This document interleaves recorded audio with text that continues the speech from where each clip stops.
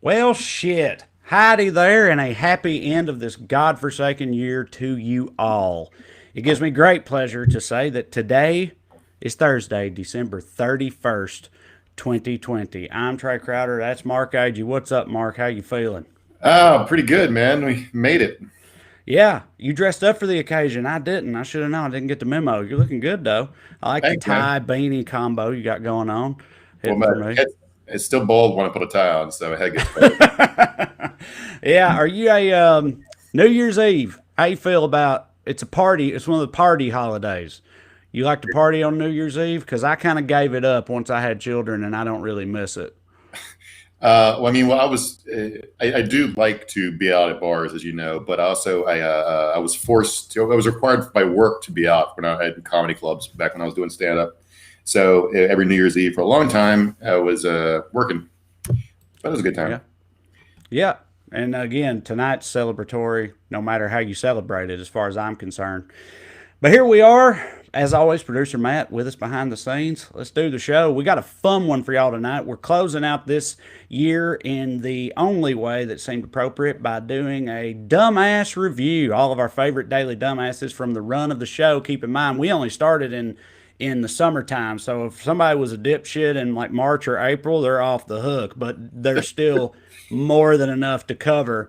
And we'll get to what little news we have, but that's going to be the bulk of the show, just talking about dumbasses and having some fun. We're glad you all are with us for it. Now, tonight, there still has to be a daily dumbass, though. Obviously, a daily dumbass for this edition of the show.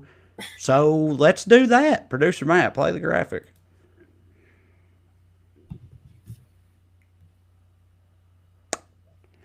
Oh, here we go. Off to a Yeah, good start already. Matt warned us that we might have tech issues because we loaded up too many video clips, and this website can't handle it for whatever reason. Yeah.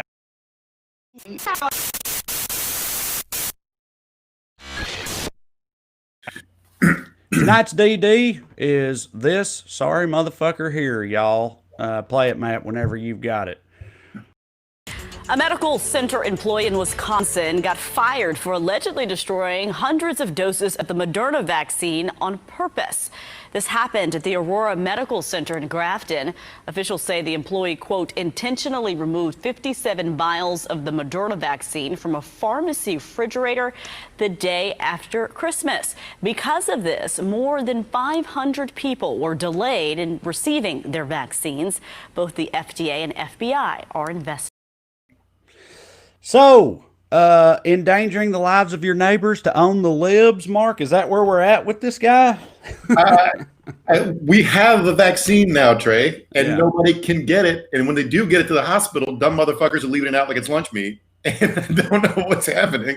Right, but on purpose though. Like this guy Yeah, purposefully did that. And again, what other rationale is it? It's why like this is a professional. You know what I mean? Like I got my sister-in-law. She's a pharmacist and a Trumper, and she's getting her vaccine and would never do something like this. I'm saying, like, well, this dude is on a whole other level.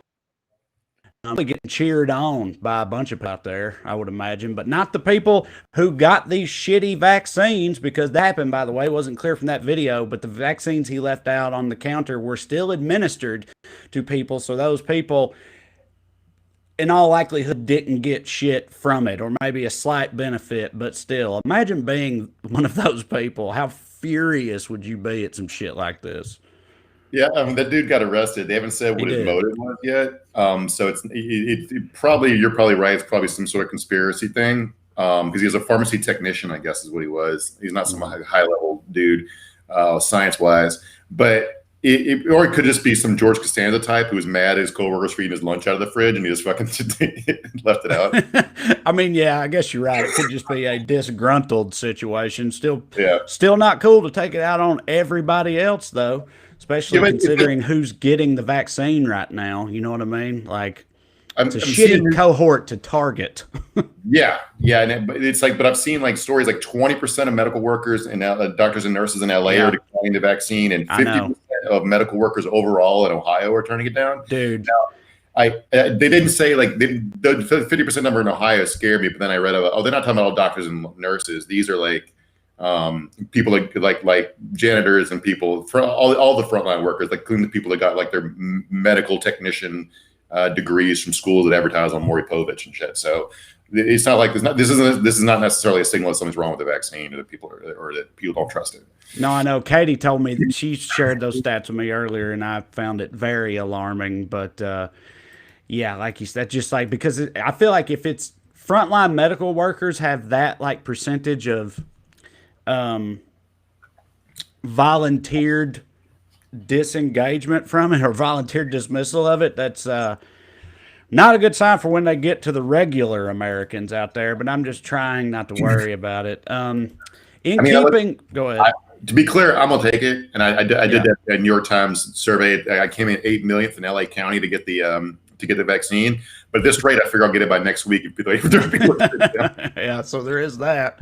All right. In keeping with the theme, we got the honorable mentions for tonight's Daily Dumbass, and the next one has to do with a frontline medical worker. And the next dumbass is the guy who snitched on one of the cooler nurses out there. It seems like, Matt, if you put that screen grab up, you've got it. This is my favorite headline of the year. Yes, it's in a bizarre incident, a nurse has been suspended after he had sex with a COVID-19 patient in the toilet of a hospital in Indonesia. Both are in isolation after the patient published details about the incident on social media. First of all, Mark, you talk about a bedside manner. Am I right? Like, the story was funny because it made it clear that the nurse was fired for taking off their PPE. It wasn't the sex that was the problem. So if they kept the plastic sheeting on and wore a condom, they probably not a fireable offense in Indonesia. So to be clear, not that it matters, but just to be clear, this is two dudes going at it. So you got some butt fucking action here in the toilet. Also, to be clear, in other non-American English-speaking countries, toilet means the room, not the throne itself, which I feel like might clear some things up for people. They weren't literally like somehow in the crapper going at it. They were in the room there. But yeah, and the guy that got this special treatment from his medical professional apparently went on social media to brag about it. Like was on there posting about, y'all ain't never gonna believe this shit. Cause I mean, it is the plot of a porno playing out in real life. And this dude just couldn't keep it to himself. And I mean, neither one of them could apparently, but yeah, it had major ramifications for both parties. I just like the idea of this dude, like immediately, like I gotta put this on Facebook, and then everyone else read it, and then he thought everybody would read it and be like, way to go for the sex, man. And then like, dude, you gave everybody COVID. Yeah, so par for the course of 2020, I think. We got a couple other honorable mentions. The next one about the food service at Mar-a-Lago. If you've got the screen grab, Matt, throw it up there. Seems like they're really into buffets there. On Sunday evening, Trump took a brief moment during a buffet feast at the Trump International Golf Club in West Palm Beach to reunite with Roger Stone. But yeah, still going the buffet route despite all the scrutiny that has received. This is the second time we've talked about the president hosting a buffet during COVID. And it's just someone made this point, but like obviously it's a buffet because how can people tell you the most important person in the room if there's no line to cut for the roast beef, right?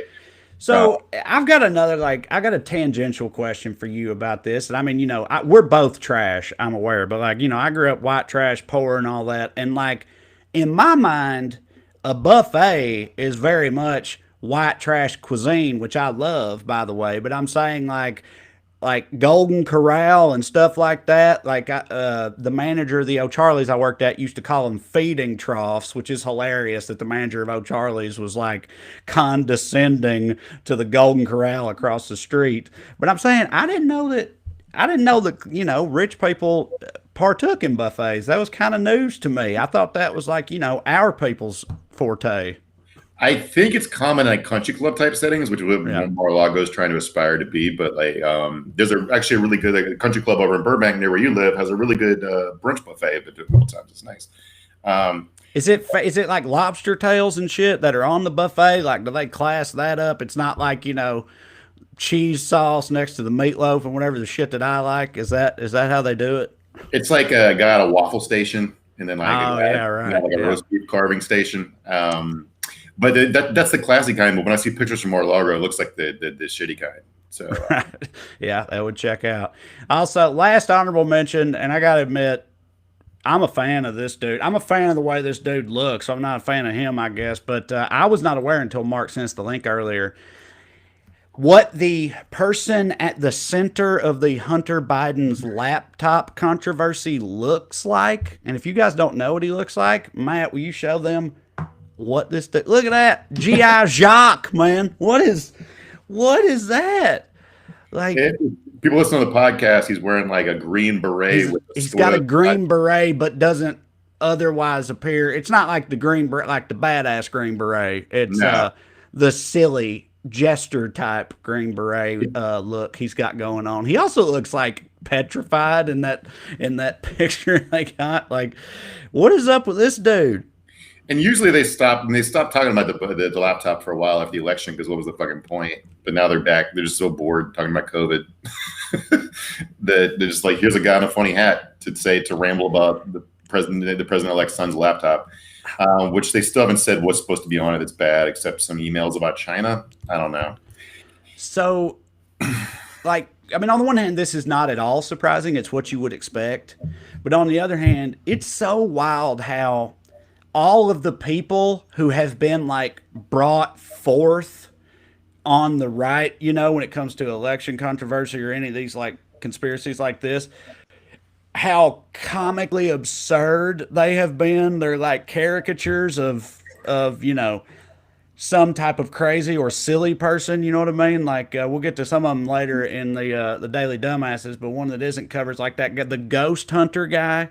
You had the ghost hunter dude who was there to comment on election fraud. You had the lady who was convinced the sandwich van was filled with ballots instead of sandwiches. And then you got this dude out there. Like, I mean, I get it.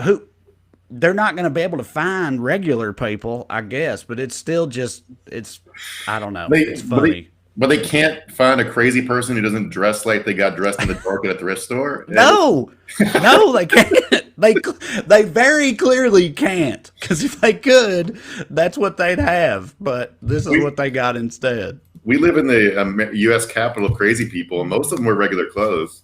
You know? Yeah, a whole lot of them don't, though, to be fair. Yeah. But yes, plenty of them do. All right, so that's it for tonight's Daily Dumbasses. We're going to get into the review in a little bit, but, you know, we got to cover at least some of the news. Here's a breaking story for you. Another dumbass we could add to the list for tonight, Senator David Perdue, who in the absolute heat of a very contested Senate race in Georgia has to quarantine because of COVID-19 exposure. One of his top staffers tested positive. So far, last thing I saw, Perdue and his wife have tested negative to this point, but have effectively taken themselves out of the, not out of the running, but out of, you know, the public appearances for a little bit because of, you know, this fake China virus out there. It got them. It bit them. Yeah, but then Matt says he has a video, so roll it if you want, Matt.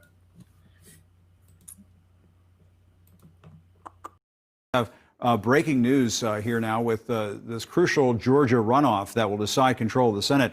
Republican incumbent David Perdue is going into quarantine after exposing himself and being exposed to someone with COVID-19. Let's go to CNN senior national correspondent Kyung La, who is in Georgia tonight. Kyung, what could this mean for the election that is now just 5 days away? This is not a good time for a candidate to be in quarantine. Yeah, I mean, off the trail. Yeah, there you have it. The funniest thing would be if Perdue and his wife forgot to request a mail-in ballot and they lose by 2 votes. Yes, that would be very much the funniest thing. But I don't know. I'm still, you know, very much fingers crossed. We'll see what happens mindset for me when it comes to this runoff still, you know, like I'm hopeful, but I'm gonna make fun of him and laugh at him for this, but like honestly, kudos to him for quarantining because a lot of these maniacs. Dude, I was surprised by that too. Actually, when I saw the headline, the first thing I thought was, honestly, I'm kind of surprised he's even doing that. Like I feel like you'd expect him to just say "fuck it" and go out there and make a whole thing out of it. But yeah, I don't know. It's funny to me because like maybe it occurs to me that campaigning is not going well for him. So maybe he's like calling in sick to school. You know what I'm saying? Because yesterday somebody tried to corner Ossoff with some, a Fox News reporter tried to corner Ossoff with some Fox News gotcha nonsense about Warnock. And Ossoff just said into the microphone 3 times, Kelly Loeffler's been campaigning with a Klansman. Kelly Loeffler's been, they broadcast that live. So that was not a good call on their part, probably. But it's so weird to me because the Republicans chose to make Warnock the face of the campaign and try to turn him into like Reverend Wright or whatever. Because a radical black dude, I guess, is who they thought they could make the villain. But Warnock's polling better than any of the other 3 candidates in this special election. So yeah, well, he's like a pillar of that community there, right, for a long time, in a very important church. And Purdue, and he's a reverend at, I think, MLK Jr.'s old church. So right. Like, he's got the church that when politicians need photo ops at a black church, they go to speak to people about politics. Loeffler and Purdue have both been photographed sitting behind Warnock at that church. If he's so radical, what were you doing there? Right. Yeah.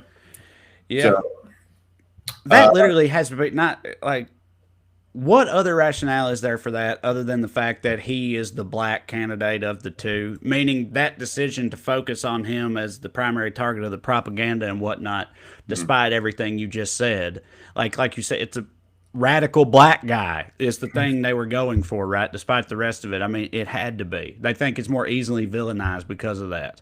So, I mean, it's like their polling data must be insanely scaring to them because, like, Ossoff, what they're trying to hang around Ossoff right now is like he's on China's payroll, and the logic is because what his job is, he makes like activist documentaries, and he made a documentary about, like, I think ISIS in Syria or whatever, and a production company in China bought it for Chinese distribution, and they're saying because they bought the movie for distribution that therefore he's a Chinese secret agent or something. So right. So also every producer in Hollywood is a Chinese secret agent, which, I mean, they probably believe. That's closer to reality than the Ossoff thing. Right. Yeah. All right. Moving on in the actual news. On Tuesday, we kind of hopefully set up this situation in Congress with Bernie Sanders as the hero, where he was doing this brilliant move of going out of his way to make sure that all of Congress had to stay in session through the holiday in an effort to force them to vote on the $2,000 checks. You're never going to believe this. Didn't work out great, did it, Mark? No, we feel real bad for insinuating something good could happen, and we wanted to. I don't know what we were thinking. Yeah. So pretty much all the Democrats sided with Mitch McConnell to pass the National Defense Spending Bill, or to whatever the procedural roll call thing is, to get it over with before tonight, so they could all go home and party with their family. The only Democrats who voted not to do that were Bernie, Ed Markey, Elizabeth Warren, Ron Wyden, Chris Van Hollen, and Jeff Merkley. And they were joined by 5 Republicans, so only 12 total people were for holding up military spending for a week to get people $2,000 checks. By the way, this is just a hostage taking situation. So, like, they could pass. The deal was, we'll vote for the military defense bill if you vote for $2,000 checks. So it's not even fair to say that Bernie was holding up defense spending, because all they had to do was relent on $2,000 checks, and the bill goes through.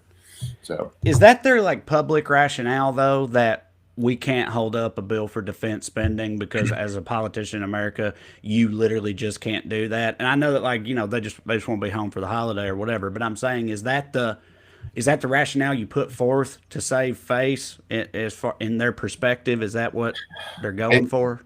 I think they think that Ossoff and Warnock have a good shot at winning, and they don't want to hang the Democrats hate the troops around their necks for the next. Okay. Right. But it's just like another example of how perpetually Democrats are scared of Republican attacks from 1996. Biden won a pretty solid percentage of military votes this time, and I don't think people understand. The military people, they already missed a paycheck because Trump vetoed the bill, is my understanding, and they're not rich. They are cash strapped. They could probably really use a $2,000 check, is what I'm saying. Yeah. So once again, Congress as a whole failed to show up for us. You know, what else is new? But there it is. Yeah. All right. Well, hey, that's the news. let's get into the dumbasses.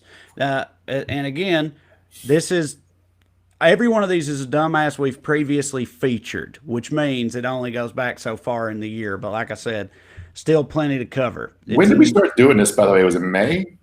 No, it was like July or August, somewhere in there.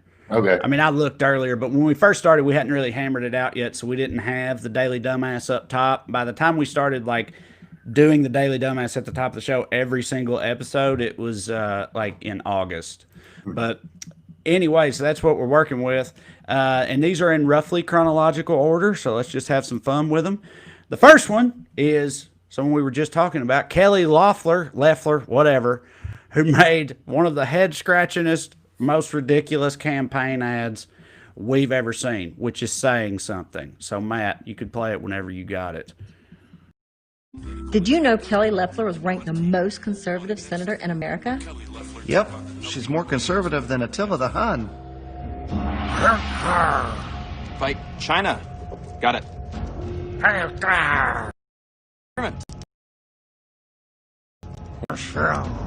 Eliminate the liberal scribes. More conservative than Attila the Hun. Uh-oh.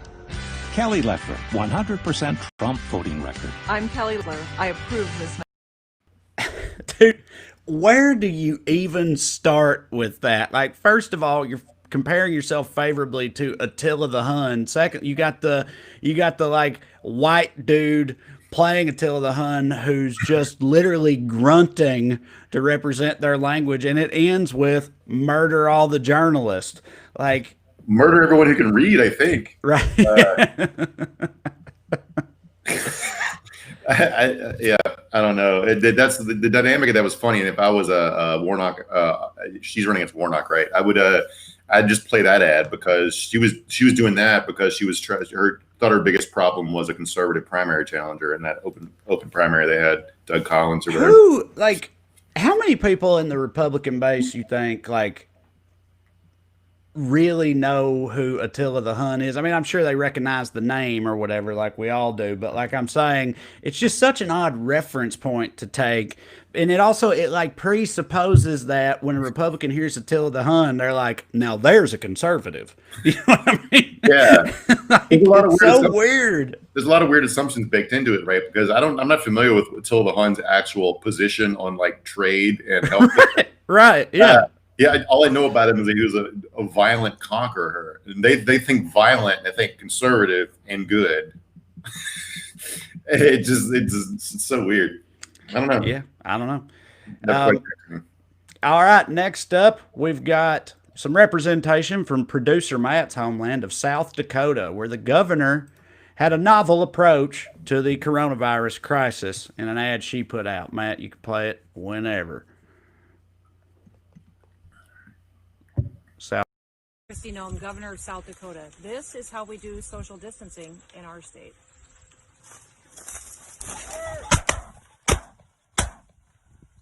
That was great. Less COVID, more hunting. That's the plan for the future. This is how we do social distancing in our state. Murders a bird that, and producer Matt said this earlier, that bird was just like caged right off screen the whole time they call action. They let it out in the designated spot, and then she just mows it down. Yeah. What even is that supposed to be? Again, like, is she trying to make like some kind of logical statement where it's like, hey, you can social distance and do things you like as a South Dakotan? Like, you can go out and murder birds as a South Dakotan and social distance. See, you can be by yourself. Or is she just like, we're going to shoot COVID? Like, what? I don't know, but I like Matt's the bird was caged idea. I bet you they gave it like some barbiturates before they turned the camera on. I also took her 3 shots to hit the bird. So yes, right. Bragging about and that was probably the best take. You know how many dead birds were a result of that shoot that day? How many drugged up, caged, now dead birds came out of that? Because, 3 was probably the best take they got. I bet a couple of them might have made it, actually. So, here's hoping. Yeah, that's probably our president in 2024, by the way. She's a rising star, man. She's Sarah Palin who can read a teleprompter, so we're in trouble. Well, she is, producer Matt, again, a South Dakotan himself, informed us that she has been using coronavirus relief funds for tourism ads in South Dakota, which they're tourism ads, but really they're just meant to like make her look good, you know, gearing up for the probable presidential run. You're talking about $5 million worth of COVID funding put towards these this propaganda. So yeah, she seems like a real peach. Matt also informed us that South Dakota has maintained the highest COVID death rate in the country all winter long. So again, bang up job. No wonder she's a rising star. I remember seeing some crazy stat a couple weeks ago that like one in 1,000 people in South Dakota is currently in the hospital with COVID. So that's not good. But she's been using her time as governor to run around, like she's doing like appearances in Iowa and New Hampshire and shit like that. She's laying the groundwork to run, and that's what she's spending her time doing while her people die of COVID. Yeah. So again, par for the course. All right, what do we got next? Let's see here. Oh, yeah. You know what? This is the only, I think the only time that Mike Pence features prominently in the Dumbass Review, and it's a good one as far as I'm concerned. Matt, you can play the clip whenever. You know, it's said that people relate to Garfield because Garfield, in many ways, is them. He is a human in a cat suit, his creator, Jim Davis, likes to say. Garfield loves TV and he hates Mondays. He'd rather pig out than work out. In fact, his passion for food and sleep is matched only by his aversion to diet and exercise. A cat after my own heart.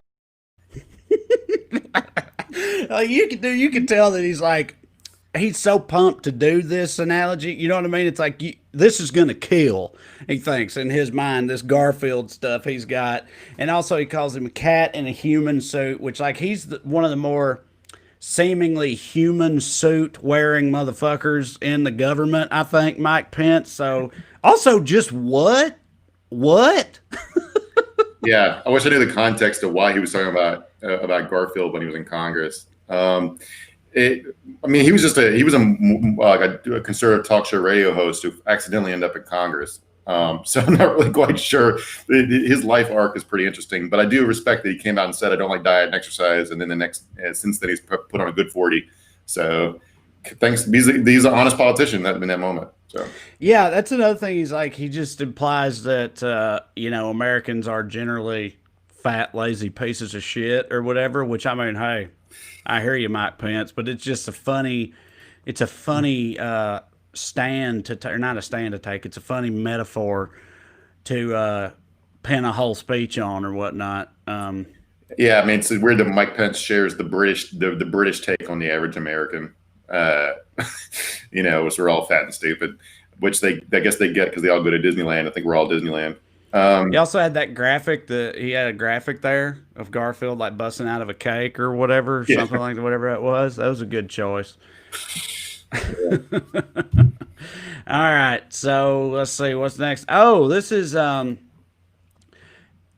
Donald Trump, and of course Trump's going to show up a couple times. That's another thing. Of course, like this entire thing could have been Trump clips, but I know we're all sick of him. We don't want to do that, but we had a couple choice ones in here, including this next one where he does something that I recognize from my own past many times, which is this is basically Donald Trump bombing at open mic night. This is Donald Trump when he has a joke that doesn't land. This is his approach to that situation. Play it, Matt. So I'm doing this town hall with Concast, C-O-N, right? Con, because it's a con job, Concast, C-O-N, not C-O-M, C-O-N, cast. So I'm doing. Everybody knows, Mark. Everybody knows when a joke don't land, what you need to do is break it down and reiterate it 5 times right after that, just to make sure that everybody, understood the humor there. What he should have done was call a Secret Service agent over so he could elbow him in the ribs and go, yeah.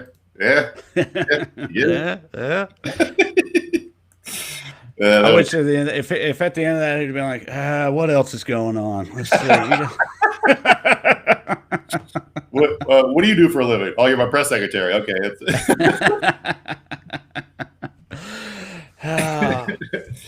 Yeah. All right. This next one here is a screen. It's a picture we got for you. There is a video, but I think the picture kind of says it all.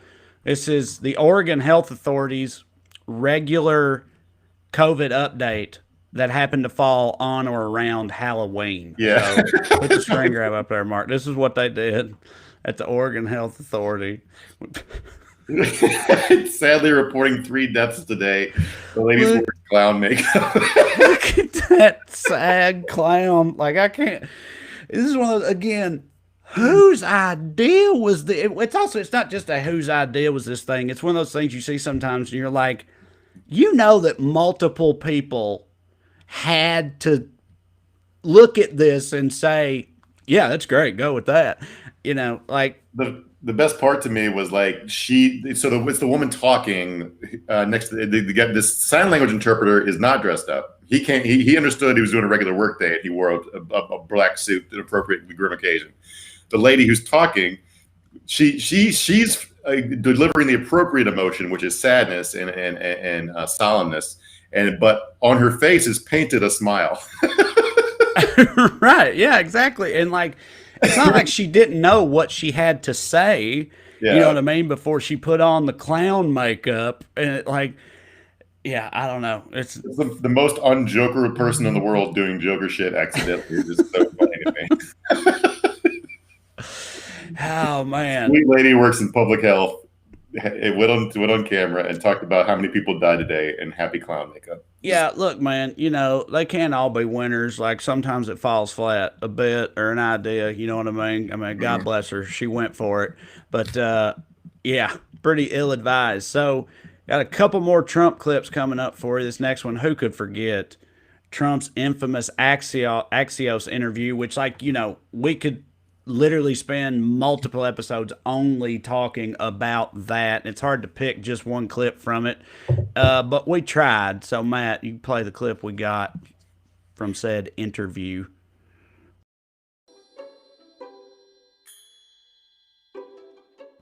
We're lower than the world. Lower than the world? Lower than what is that? Europe. Here's one right here, United States. You take the number of cases. Okay. Now look, we're last, meaning we're first. Last? I don't know what we're first in. Lower than the world. We're last, which means we're first. I felt like that was a pretty good representation, but the whole interview was filled with that type of shit. The bar graph, the color-coded chart that had no words or numbers on it, it was just bar. Yeah. No X or Y axis. Like, I don't know, like, Jonathan Swan's like, I don't know what I'm looking at. What does this graph say? It's just four different colors. Dude, Jonathan Swan was so awesome in that interview. Like, that was my favorite part about it, because again, his reactions were so, like we talked about at the time, it was like literally like a scene from Veep or something. Like, he seemed like a great actor playing that role, but he wasn't. That was just his genuine reaction to it all, but how like confused and just dumbfounded he was throughout really added to the whole thing. Trump also had the quote where he said he'd done more for the black community than Abraham Lincoln. Or no, more for the black community than every single other president, except with the possible exception of maybe Abraham Lincoln, and just a ton of other insane bullshit. So, yeah, it's a winner. Yeah, I'm usually not a fan of Jonathan Swan, but that interview was good. And it's seeing anyone, it's kind of like a good lesson how obsequious every other interviewer has been to Trump, because they handhold him through stuff and try to help him arrive at a point, and it's just like, so it's not your job, man. So, kind of on that note, although that doesn't really happen in this interview, but they more just sit there and let him roll in this next interview clip that we have, which is when Trump informed everybody about how good his cognitive state was. He passed the test, passed the biggest test, passed it bigger than ever, showed his brain works great, best brain, and this is how he explained that. Matt, you can play the clip. Interview with Fox News. Questions. The first questions are very easy. The last questions are much more difficult. Like a memory question, it's like you'll go person, woman, man, camera, TV. So they say, could you repeat that? So I said, yeah. So it's person, woman, man, camera, TV. Okay, that's very good. He's literally like this is I Love Lamp from Anchorman, right? Like he's like person, woman, man, camera, TV are just things that he sees that he's adding into the conversation he's having as an example of how cognitively advanced he is. He did emphasize also that was one of the harder questions on the test. Yes, you're right. You're right. He did. Before that, he's like, and the early questions are pretty easy, but then later on, let me tell you. And then that was his example for that. It's like also there was just listing things that were in front of him, so he couldn't even think objects that weren't in the room. So yeah. Like it's like he's trying to display that he still has object permanence. It doesn't. He did the exact opposite. And in case you're wondering, to put this, if you want to remember why he was doing this, is because at the time they're trying to bait Biden into taking that same test. And it was. But the funny part is, everybody's like, "Yeah, Joe Biden is completely. He's gone. We don't care. He's not mean." So you're both crazy, but we're going with the less mean guy. All right. Well, the apple doesn't fall far from the tree. Our next one here, this is a screen grab you can throw up whenever. Mark comes from Don Jr. after the election, right after the election, displaying his. Yeah, here we go. Oh no, that's Eric Trump. Well, we can do that one too. Eric Trump, Minnesota, get out and vote. Note the date there, the timestamp, November 10th, 2020, a week after Election Day, a week after the voting had already happened. So apparently he just hit the wrong date on his tweet scheduler or something like that. Yeah, or he ate too much glue. I don't know. Yeah, either one.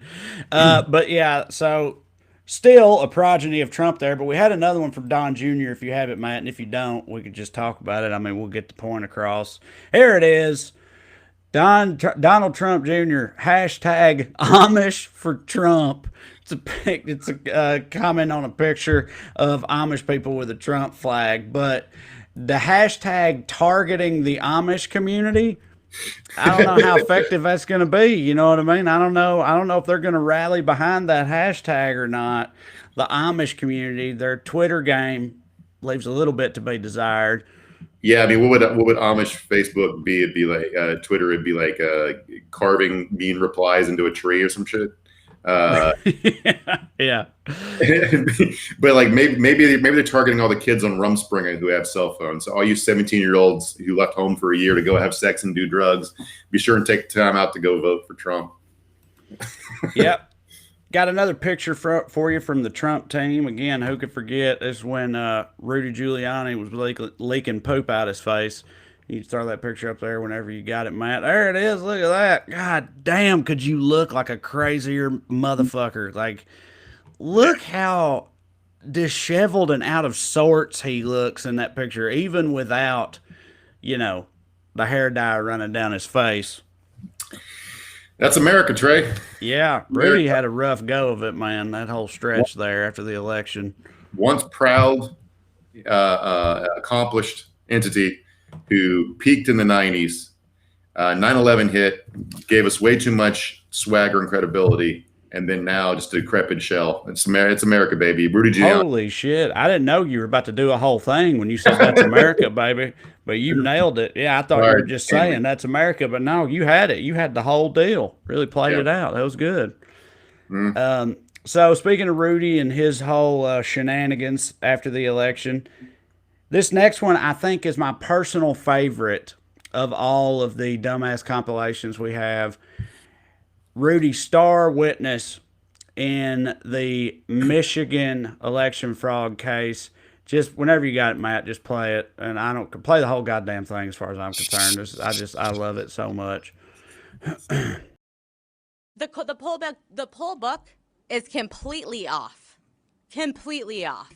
Off by 30,000? I'd say that poll book is off by over 100,000. That poll book. Why don't you look at the registered voters on there? How many registered voters are on there? Do you even know the answer to that? No, I guess I'm trying to get to the bottom Zero. of this here. Zero. There's zero. So, my question then is, if the Guess how many? Wait. What about the turnout rate? 120%. Let's let Representative Johnson ask his question, please. So the poll book number. There's two things that could happen here. Either the poll book number, if ballots were counted multiple times, there's two options. Option number one is that the poll book numbers are not going to match. They don't. The actual. Not by thousands and thousands of votes. That's not what we see right now. Take a look again. Take a look again. Option number two is that they essentially were filling in names of people who didn't vote. Dead people too? And there's more to that than even what we showed. Like I said, we spend so much time on drunk Michigan lady, hero that she is, hero of the people there. This one has some actual news attached to it. I forgot. 2 days ago, Dominion filed threatened her with a lawsuit, told her to please shut the fuck up, and they hit her with one of the most go get your shine box things I've ever seen in a lawsuit. Quote, "We write you now because you have positioned yourself as a prominent leader of the ongoing misinformation campaign by pretending to have some sort of insider knowledge regarding Dominion's business activities. When in reality, you were hired through a staffing agency for one day to clean glass on machines and other menial tasks." Oh shit! Hitting her with it. You don't know shit about computers, is what they say. Yeah, and I'm inclined to believe that. I don't know, maybe that's stereotypical of me, but I wouldn't think of her as a computer scientist. But Mark, what was that other shit that came out like right afterwards about all the shit she had going on prior to that? Again, star witnesses here. This is she was on probation.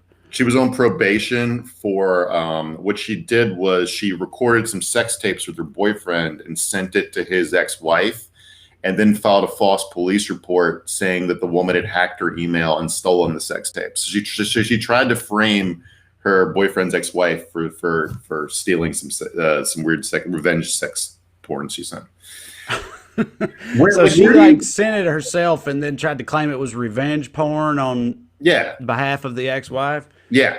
So but again, going back to the guy with the weird Scottish golf beret, where the fuck do you find people who even think of doing shit like that? I know. And why are they all on the same political side? The base, buddy. That's where you find them, in the base. That's what I'm saying. That's what I was trying to get at earlier. Like, that's a very valid question you just asked. But the fact that so many of them have cropped up in the wake of the election and have been put front and center stage for this whole thing by the right, I think indicates that, like, this is just what they're working with, dude. Like, this is all they got when it comes to this type of, like, who else are you going to find to do it? If this wasn't the best they can do, they wouldn't put them out there. And like you just said, how do you even find this many people who check all these boxes? But they keep doing it because, like, I know it's what else are they going to do? I know it's a selection bias thing because, like, no one else is willing to do this. But, like, at a certain point, if you're Rudy Giuliani, don't you look around and be like, I'm surrounded by nothing but crazy losers. Wait a minute, what club am I in? Right? You think you'd have one of those moments of realization. I remember, like, when I was in high school, I realized they needed to cut back on drugs. I looked around and realized I wouldn't be hanging out with any of these people if it wasn't for the drugs. Yeah. It seems like you got to have some sort of moment like that. You're like, oh shit, I'm gonna go do something else. Yeah. All right, I want to close the dumbass in review on this one.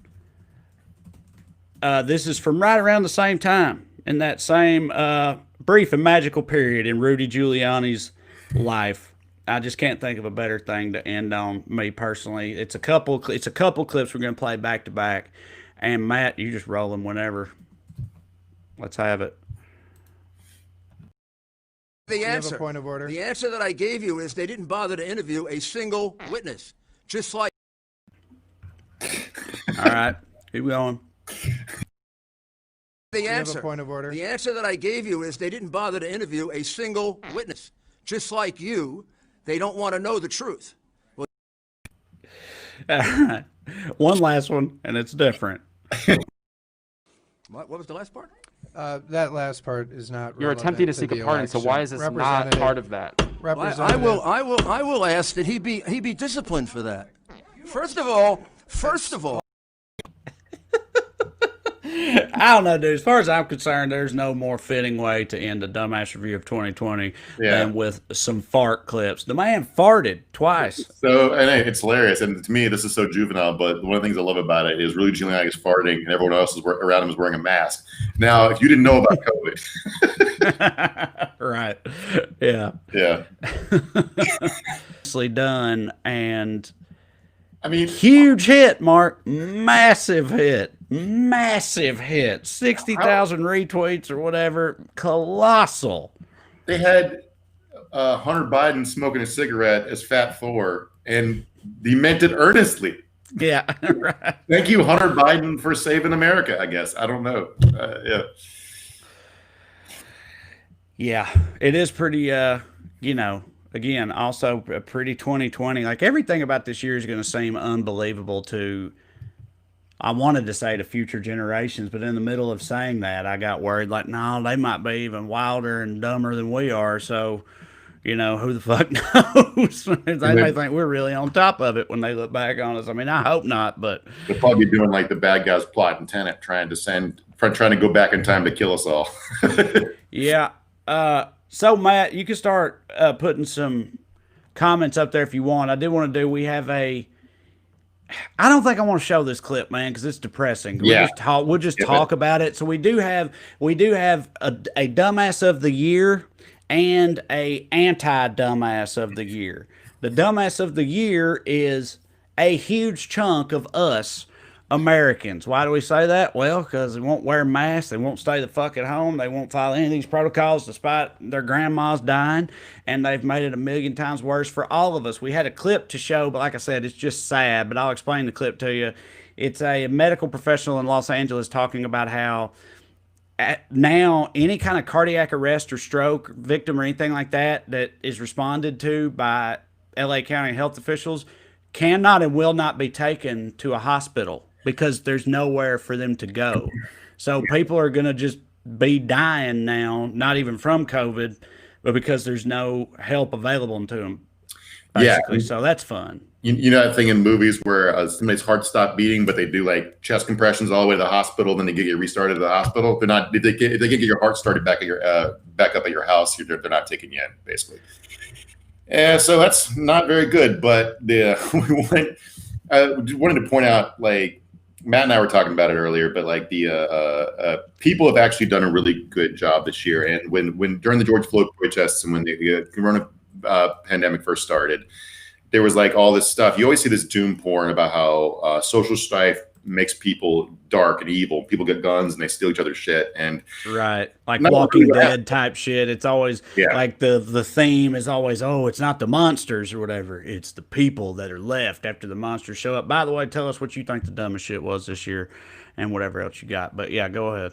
But I was gonna say, it's like, but that's not actually what happens. What social scientists will tell you is when times are hard, people pull together, like in Grapes of Wrath type shit, or during the Dust Bowl, or people find ways to work for each other and give each other food. And like people have been doing that. People have stayed home this year. People have worn masks and tried to take care of each other and get donated to food banks and taking care of their neighbors. A bunch of people in my neighborhood have been organized, like taking hand sanitizer and bottled water to homeless people, and because they know times are even harder for them. And so it's like it's easy to focus on the negative. But people have done a really good job taking care of each other this year, and they've just been failed by their government, and that sucks. But everyone else, you mostly did pretty good. So yeah, so that's the anti-dumbass of the year. The rest of us, dumbass of the year, a lot of us. Anti-dumbass, the rest of us. That's where we've landed here at Evening Skews. So yeah. I don't know. It's also like I've been thinking all day. Like I feel like a lot of people probably, last day of this year, and we're all like, "Oh, thank God! I'm so fucking glad this year is over." But it's like tomorrow is still gonna be basically what today was. You know what I mean? Obviously, there's light at the end of the tunnel now. There's like hope on the horizon, which is great. But I'm just saying, I don't want to come across like we think that, oh, now all the bad shit's over, and tomorrow starts the good shit. Like, there's still a lot of bad shit to come, for sure. I mean, it's an artificial holiday. built into the calendar for us to sit down and think about what we want to do different going forward. It's like it's a time for reflection. So I think it's natural too. Justin Goldberg says, biggest dumbass of 2020 for him, South Carolina for re-electing Lindsey Graham. I mean, you know, I hear you, but, you know, what about Kentucky? Kentucky re-elected Mitch McConnell, and as bad as as bad as Lindsey Graham is, I feel like that's even worse. But yeah, and look, again, I've talked about, I'm from Tennessee. I don't have a leg to stand on when it comes to that thing. We are also terrible in that regard. So, I mean, Lindsey Graham is a conventional politician.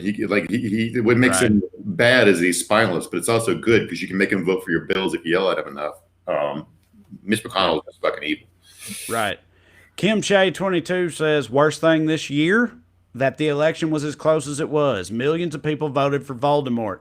I agree completely. We've talked about that on the show before too. Like I said before, on election night, it went viral. A bunch of people saw it, but that shit that Van Jones was crying about, that is also how I felt. His whole thing about, like, look, I'm glad it's trending the way it is, but I really thought this would be a repudiation of Trumpism and everything he stands for, and that hasn't happened, and that makes me sad. And I mean, I agree with that completely. I mean, it's like you try to think about what Trumpism actually is, and it doesn't really make any sense. Like, it doesn't. It's like a dog whistle that most of us can't hear. But it's basically, you know, we just had Festivus. Trumpism isn't airing grievances, right? And I saw somebody talking about how, like, Republicans lose in Georgia, Trump caused sabotaging Georgia is a self-own. And I'm like, it's not a self-own. It's a perfect encapsulation of Trumpism, because absolutely, Ossoff and Warnock aren't on Trump's enemies list. Right. Loeffler and Perdue are. Crushing Loeffler and Perdue for not being loyal enough for Trump and not trying to help him keep in office is them failing him. So of course, turning on them is a natural extension of it. It's no actual political beliefs behind it. He's just a fucking angry old dude. You know? Yeah. Rebecca Ryan says, I'm from Florida. Look what we, quote, contributed this year. Yeah, again, you know, we could have a fuck up state Olympics up here right now. You know what I mean? Like I said, I don't, even with Florida, I don't have a lot to, or, you know, like I said, I don't have a leg to stand on when it comes to those arguments. But I mean, yeah, y'all fucked up for sure. Yeah, big time. But what are you going to do? A lot of us did. Ron DeSantis only won 2 years ago by like 30,000 votes. Or no, maybe it's more than that, I think. But like, it's so weird because the guy he beat, Andrew Wiggum, I think was his name, ended up getting arrested in a hotel room with meth a couple months. Florida, baby. Yeah, and it's like, how many more people would be alive right now if you guys had addicted to meth? It's a crazy thought. Right. Did you say that happened like shortly thereafter? Because it's like, dude, what else you got? You know, you lose an election in Florida, you gotta burn that steam off. What else you gonna do? Meth, hotel. It's Florida. It's what you got to do. By the way, my wife's from Florida, and I got married in Florida. I love Florida, and Florida's not all the crazy shit you think. No, I agree completely. I also love Florida too, but I love it for how crazy it is. In my experience, most Floridians are pretty cool about acknowledging that. So, yeah, they know what's up. I remember sitting on a patio of a bar in a metropolitan area and seeing an alligator out the back window. It's like, that's the rules. Jennifer Hartshorn says, awesome person of the year equals Stacey Abrams and her squad for helping to flip Georgia blue and showing everyone it can be done. There, once again, I completely agree. I think it's hard to overstate Stacey Abrams' significance and the contribution she has made. So yeah, absolutely. Yeah. She deserves all the respect in the world. I mean, it's like some people we've been saying this is a shit year for like 6 years in a row, right? Things keep getting worse, and it's like in a way that seems unsustainable. And you have a bright point of a lady who just worked hard and made a difference in her community. And it's like, oh yeah, that's what you're supposed to do, instead of being like us and just bitching about it on the internet. Right. Yeah. That's more my speed. Yeah. So I'm good at bitching on the internet. You guys do your thing. Retriever 19 Golden says South Dakota went ahead with the Sturgis rally and Trump's rally at Mount Rushmore. Yeah, again, they fucked up. Did you see their governor earlier? You know what I mean? Like, of course they did that shit. But yeah, I mean, it's just, once again, par for the course for red states in this country this year. Although I do think Sturgis in particular is pretty egregious situation, but Just watch that campaign ad or whatever, that PSA earlier, and tell me you're surprised by any of that. I mean, look, I understand one to feel normal, and I can empathize with people who travel for the holidays to see their families, because seeing your family is a good thing, and it makes people feel pleasant and loved and less lonely. So the people who got their family members sick, I think they shouldn't have done that, but it's just understandable. I do not understand risking your life to go see a 60-year-old dentist's wife's tits. So. Yeah, well, it's because you don't rock hard enough, Mark. I don't know what else to say. All right, well, that's it. Well, everybody go to their New Year's Eve festivities. I don't know what y'all got planned. I ain't doing shit. I'll probably be asleep by the time the ball drops. Tomorrow I can't get here soon enough. But we thank you very much for being with us to this point in time. It's been fun trying to figure this out and everything. And that's it for the last evening Skews of 2020. But we'll be back in 2021. On Tuesday, we'll be here. Mark, we got... Happy New Year, man. I hope everybody gets New Year's resolutions in, and we're going to stick to them this year, everybody. Sure. All right. Well, thank you all very much. We love you, and see you next year. Am I right? Cheers. Cheers.